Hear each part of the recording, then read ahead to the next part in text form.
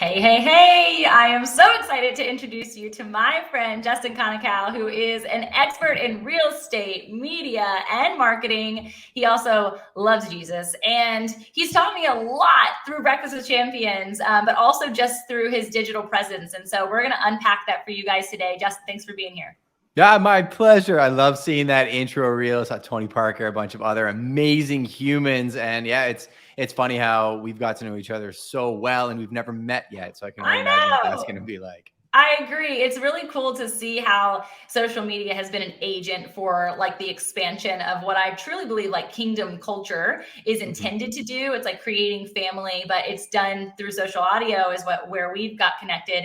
But I think that there is another component of knowing that they're like truly really good humans doing what they're gifted and talented. It doesn't have to be the exact same thing, but that they're putting in the work and the effort and the energy into the atmosphere every single day. Because you're no different than me, that I know, or I am anti-hustle culture, but I am constantly moving. I am constantly on the move, and I know you are too.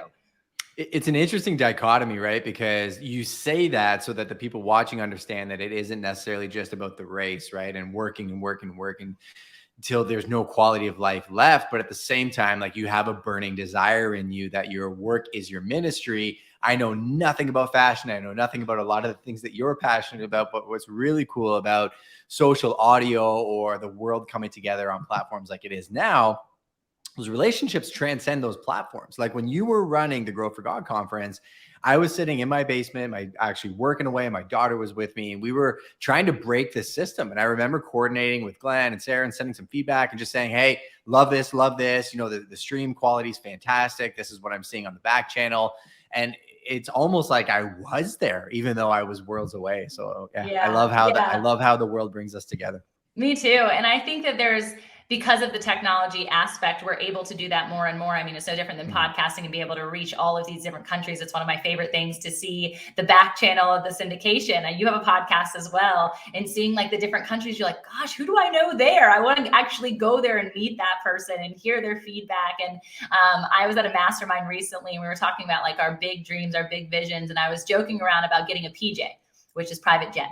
And they were like, wait, what? Like that's in your vision? And I'm like, yeah, it actually is. And they're like, well, that sounds a little bougie, right? Like we just had Grant Cardone had that experience at Grow for God too. Sounds a little crazy that somebody would take a private jet.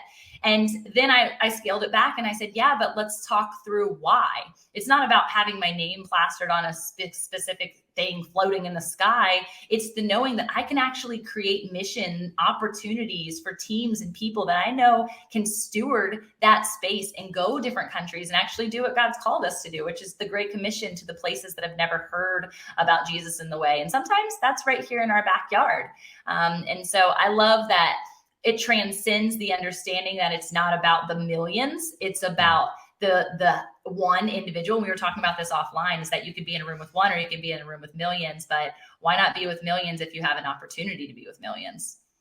Yeah. And I think the people that are thoughtful about having that conversation, to me, are some of the people I respect the most, because they're aware of, you know, perception and making sure that they're honoring and explaining what they're doing or why they're doing it, versus the people that are just chasing the things because they think that things are going to give them the approval of the people. And once I get the approval of the people, then I'll grow and I'll be, you know, impacting millions, but I have to get the jet to showcase my success. Well, it's, you know, if you're getting the jet as a means to an end, that's a separate conversation. And the gentleman we spoke about earlier, his name is Reinhard Bonnke.